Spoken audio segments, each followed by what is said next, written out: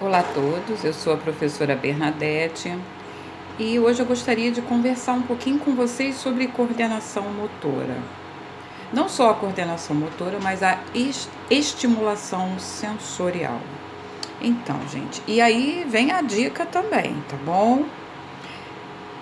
Então, a coordenação motora, ela é a capacidade de usar de forma mais eficiente os músculos esqueléticos, né?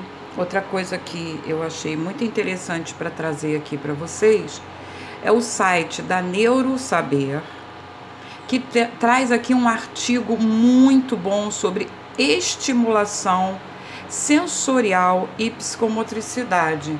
Veja, tá? É o site da Neurosaber. Eu acompanho muito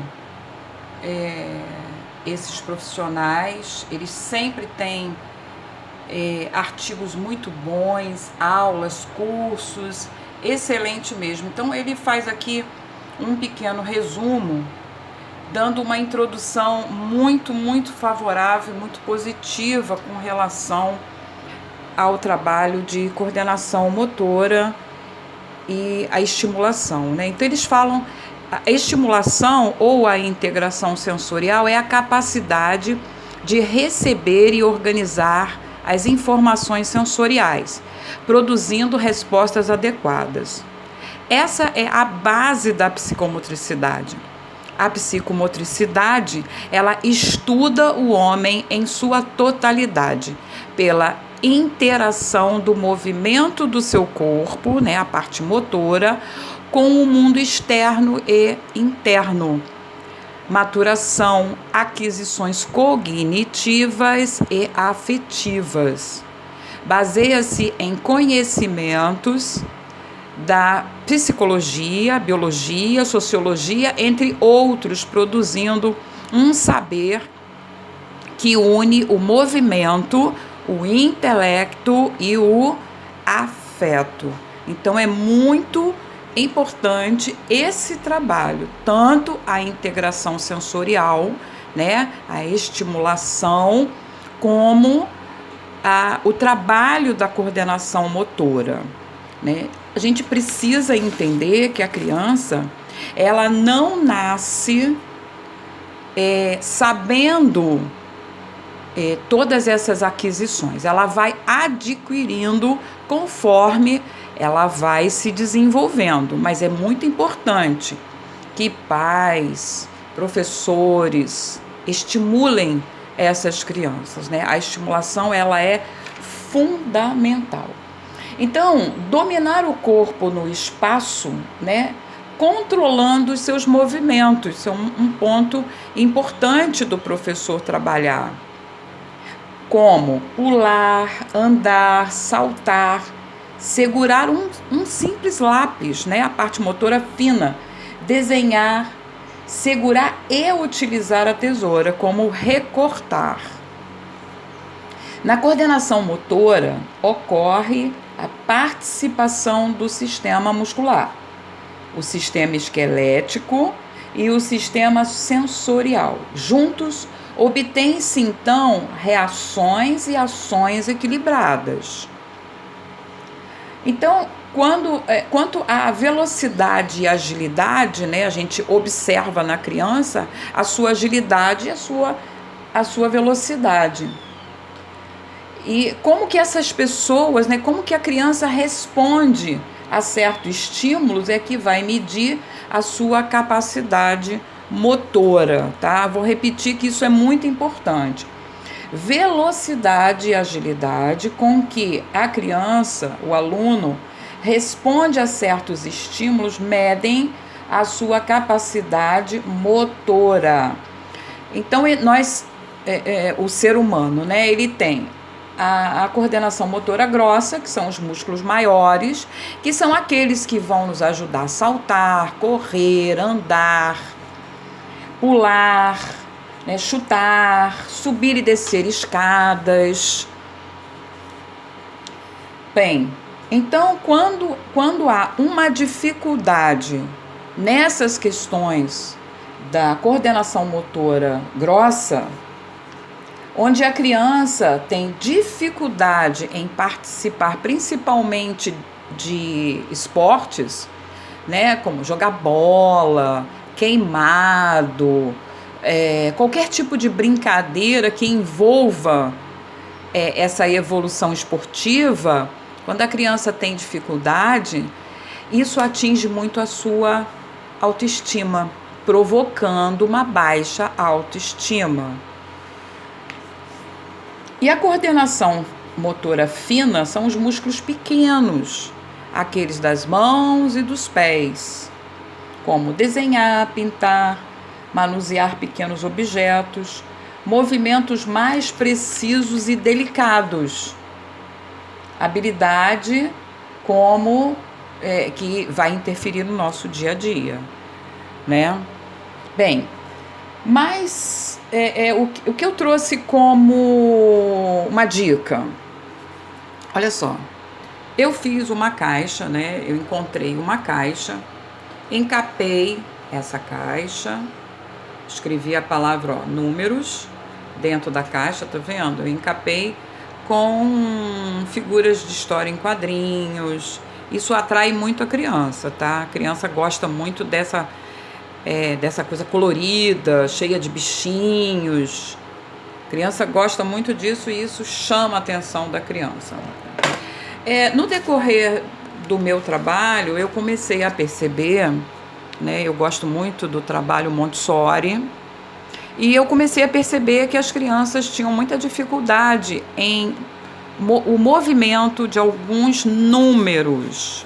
Agora, esse trabalho, ele é uma atividade Montessori, é uma atividade que é feita com letras, tá?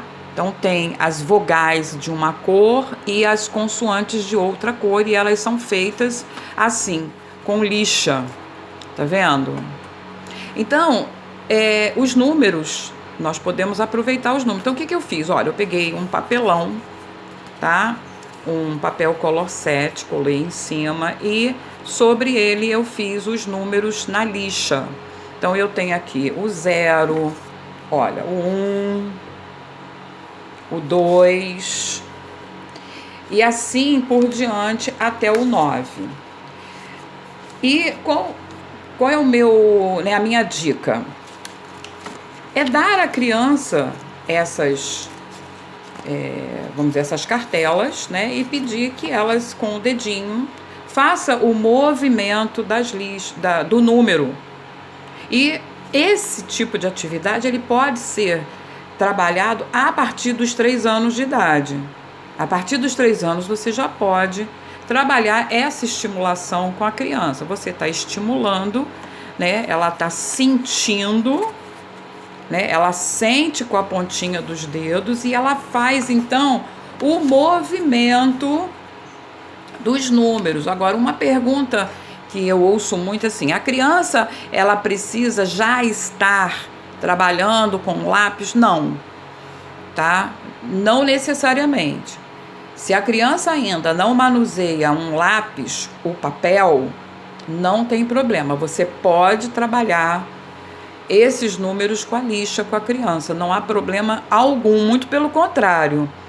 Isso já está dando a ela todo o estímulo e todo o aperfeiçoamento, porque quando ela chegar no papel, no lápis, ela vai conseguir fazer os números com muita facilidade. A gente percebe que tem criança que espelha o 3, o 4, o 5. O 2 é um número complicado para as crianças fazerem. Olha, quer ver um número que as crianças têm muita dificuldade?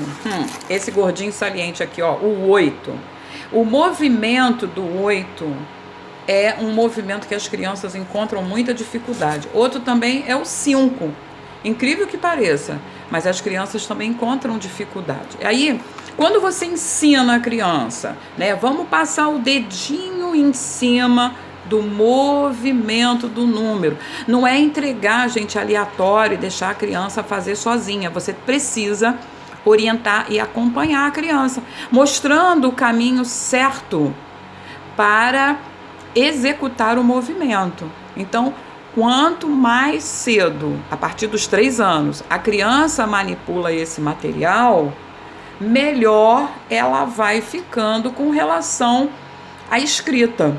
Ajuda a escrita da criança e o desenho da letra, né? A morfologia, como se faz a letra e o número. Então, esse trabalho com lixa, ele é feito basicamente, né? O trabalho Montessori, ele parte das letras, tá? Então, tem as vogais, elas são, o fundo é de uma cor vermelha e as consoantes azuis, para diferenciar vogais de consoantes. Então, você pode fazer da mesma forma. Eu aproveitei e faço com a lixa.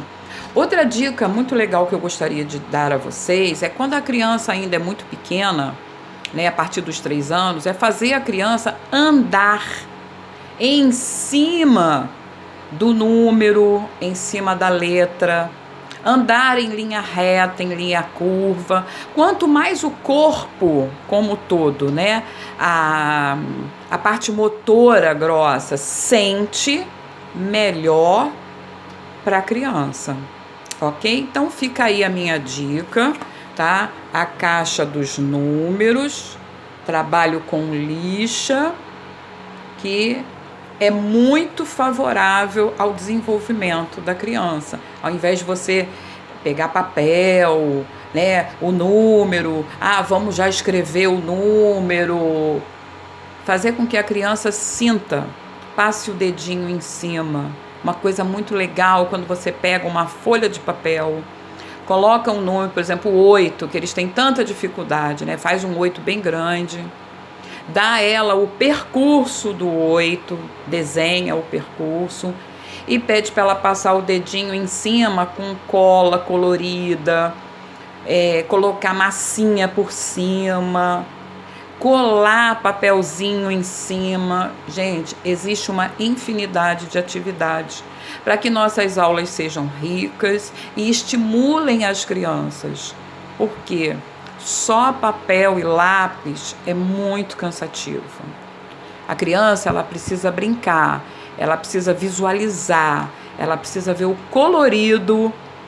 Isso estimula, agrada, traz o afeto, o gostar, ok? Então fica aí mais uma dica legal para vocês e até o próximo vídeo. Curtam, façam seus comentários, são muito bem-vindos, e se possível compartilhe os meus vídeos, ok? Muito obrigada a todos.